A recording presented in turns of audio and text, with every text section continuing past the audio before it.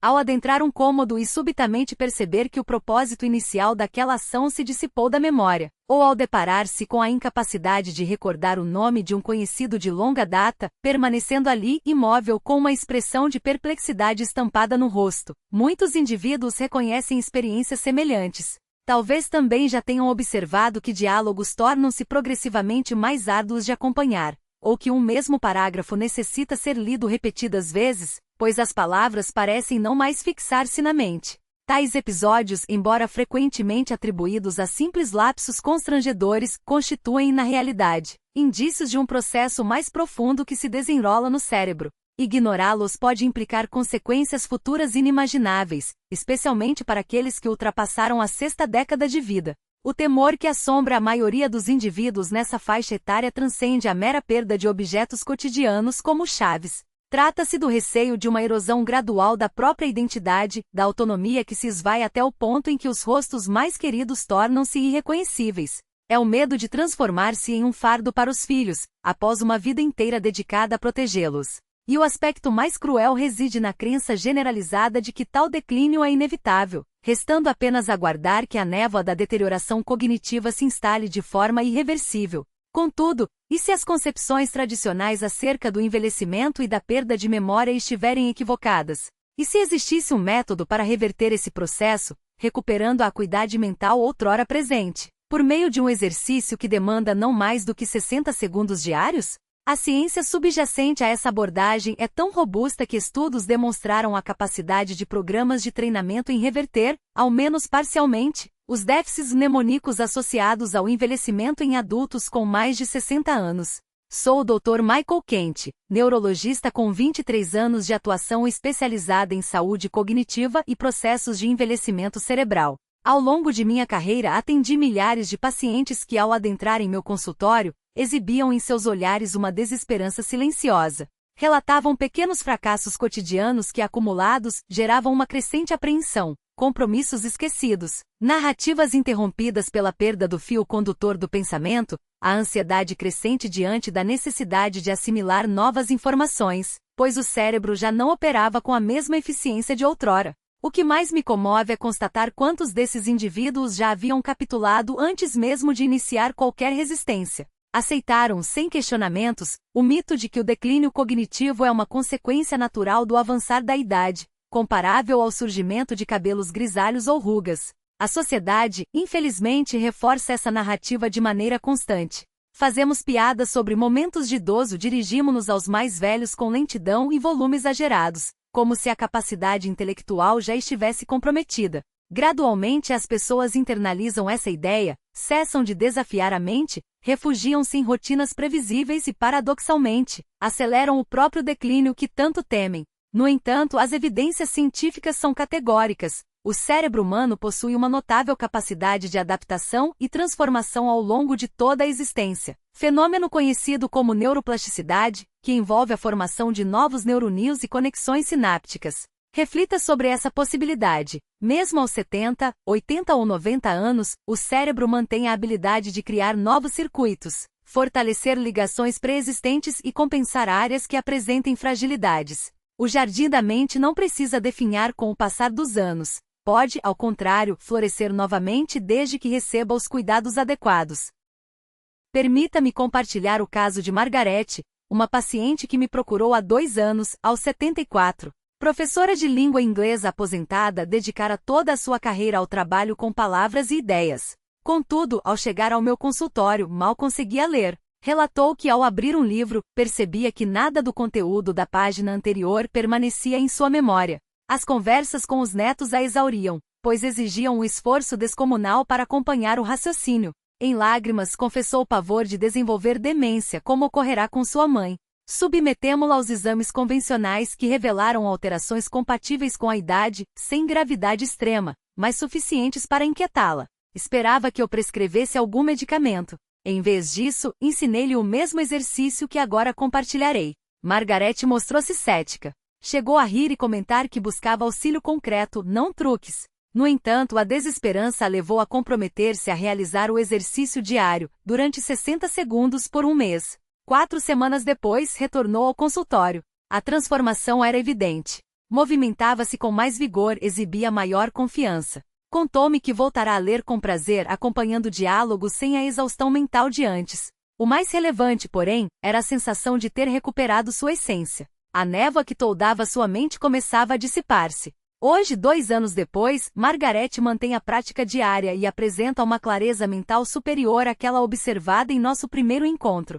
O exercício em questão fundamenta-se no princípio do treinamento de dupla tarefa, cuja eficácia na melhoria da função cognitiva global, memória, funções executivas e outras habilidades mentais avançadas em idosos foi comprovada por pesquisas. A premissa é simples, porém neurocientificamente profunda: combinar um movimento físico com um desafio mental, obrigando diferentes regiões cerebrais a operar em sincronia. Estudos indicam que essa abordagem potencializa a atenção, a velocidade de processamento e o desempenho cognitivo em adultos mais velhos. Não se trata de fazer mais, mas de fazer de maneira distinta, maximizando o impacto neurológico com um investimento mínimo de tempo. Para realizá-lo, busque um ambiente tranquilo e uma cadeira com bom suporte para as costas. Sente-se com os pés apoiados no chão, afastados na largura dos ombros. A postura é relevante, pois favorece a circulação sanguínea cerebral. Mantenha-se ereto, porém relaxado, sem rigidez.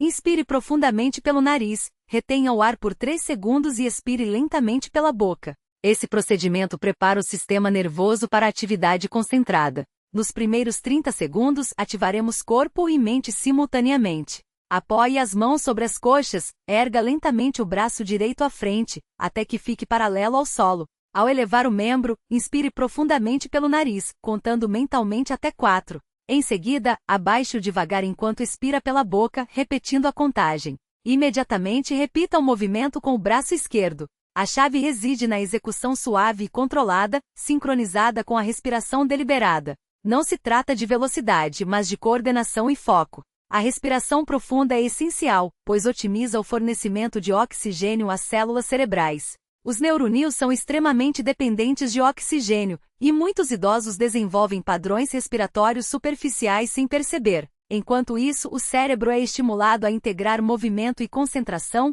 promovendo uma verdadeira reorganização funcional.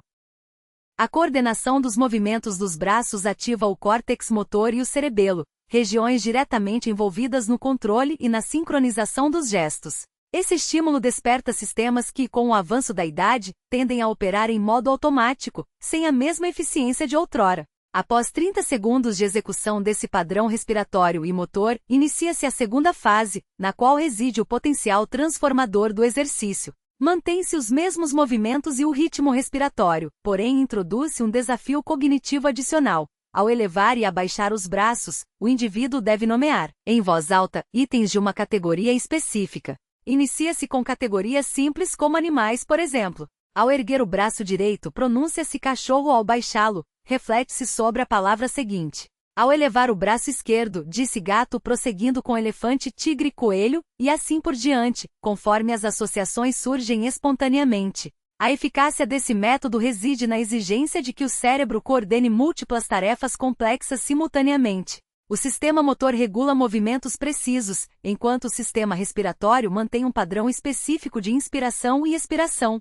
A memória de trabalho é ativada para buscar itens dentro da categoria, o sistema linguístico produz a fala, e as funções executivas orquestram todo o processo, garantindo a integração harmoniosa dessas demandas. Estudos demonstram que a combinação de estímulos cognitivos multissensoriais com treinamento físico, realizada 2 vezes por semana, pode reduzir significativamente a progressão do declínio cognitivo associado ao envelhecimento. Essa abordagem de dupla tarefa gera maior atividade neural do que cada componente isoladamente, assemelhando-se à diferença entre levantar um peso estático e executar um movimento atlético complexo, que envolve todo o corpo. O componente de nomeação de categorias, em particular, atua diretamente sobre a memória semântica e os processos de recuperação de informações, áreas frequentemente afetadas pelo avanço da idade. Ao exigir que o indivíduo busque ativamente em seus bancos de memória enquanto gerencia a tarefa física, fortalecem-se as vias neurais que conectam diferentes regiões cerebrais. Esse processo contribui para a construção da chamada reserva cognitiva, a capacidade de resiliência do cérebro frente a danos e declínios. Após 60 segundos, recomenda-se uma pausa para observar as sensações internas.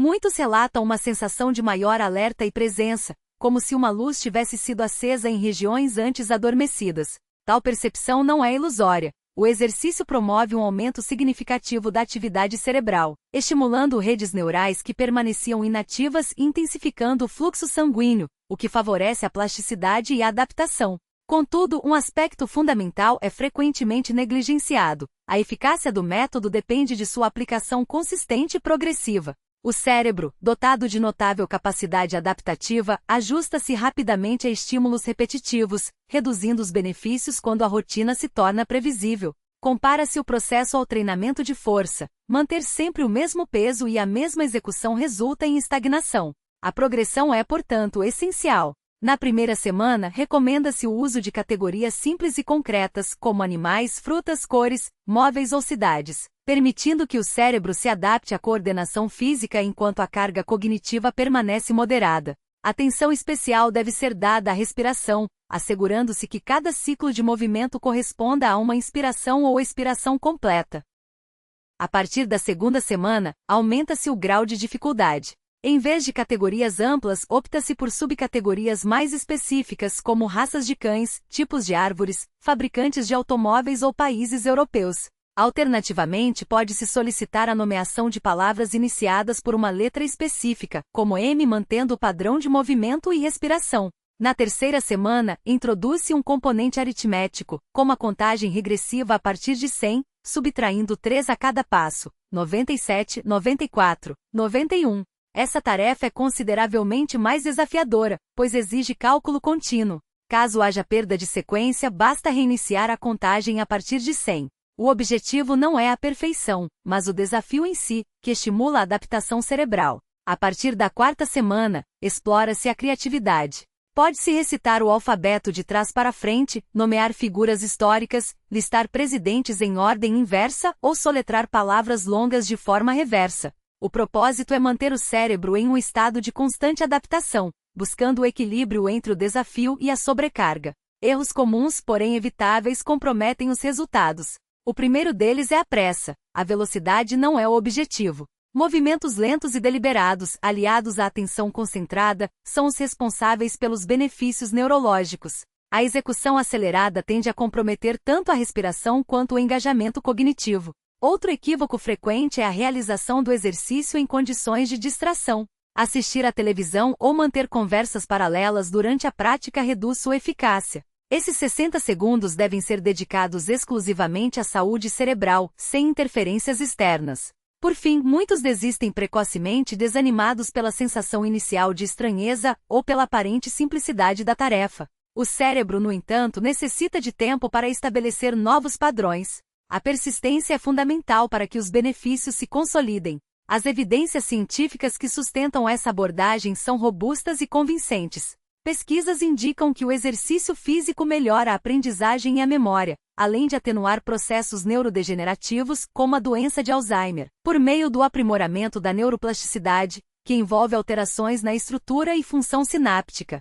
Ensaios clínicos demonstram que idosos submetidos a treinamentos combinados de cognição e atividade física apresentam melhorias mensuráveis em memória, atenção, velocidade de processamento e funções executivas. Um estudo particularmente relevante constatou que intervenções físicas com duração de 1 a 3 meses impactam significativamente a função executiva em adultos mais velhos. A duração do treinamento é um fator determinante. Não se trata de uma solução milagrosa de curto prazo, mas de um processo gradual, cujos efeitos, quando mantidos ao longo de semanas, podem ser profundos e duradouros. Os mecanismos neurológicos subjacentes a essas melhorias são igualmente fascinantes. Ao desafiar o cérebro com tarefas duplas, promove-se a liberação de fatores de crescimento, como o fator neurotrófico derivado do cérebro, BDNF, que atua como um fertilizante para os neurônios. Além disso, intensifica-se a conectividade entre o córtex pré-frontal, responsável pelas funções executivas e tomada de decisões, e o hipocampo, essencial para a formação de memórias. Melhora-se ainda a comunicação entre os hemisférios cerebrais esquerdo e direito. Tais alterações traduzem-se em ganhos cognitivos tangíveis no cotidiano. Para potencializar os resultados, estratégias complementares devem ser incorporadas. A hidratação, por exemplo, desempenha um papel crucial. O cérebro é composto por aproximadamente 75% de água, e mesmo uma desidratação leve compromete o desempenho cognitivo. Recomenda-se ingerir um copo de água antes da prática do exercício, garantindo que os neurônios operem em condições ideais. O sono, frequentemente subestimado, é outro pilar fundamental. Durante o repouso, consolidam-se memórias importantes, regulam-se emoções e integra-se o novo conhecimento às experiências prévias, processos essenciais para a neuroplasticidade. Adultos mais velhos necessitam de 7 a 9 horas de sono de qualidade por noite. A privação crônica, mesmo que parcial, compromete os benefícios de qualquer intervenção cognitiva ou física. Por fim, as conexões sociais não podem ser ignoradas. Indivíduos com vida social ativa apresentam menor propensão ao declínio cognitivo em comparação àqueles que vivem em isolamento. A solidão, nesse contexto, revela-se tão prejudicial quanto fatores de risco tradicionais, como o sedentarismo ou a má alimentação. Conversas significativas. A troca de experiências com novos indivíduos e a manutenção de laços afetivos não constituem meros luxos, mas sim elementos essenciais à preservação da saúde cognitiva. É imperativo abordar, neste contexto, o receio que motiva grande parte das preocupações aqui apresentadas: a possibilidade de desenvolvimento de doenças neurodegenerativas, como a doença de Alzheimer e outras formas de demência. Embora o exercício de 60 segundos não configure uma estratégia infalível de prevenção, as evidências científicas indicam, de modo inequívoco, que a manutenção de um cérebro ativo e continuamente desafiado oferece proteção substancial.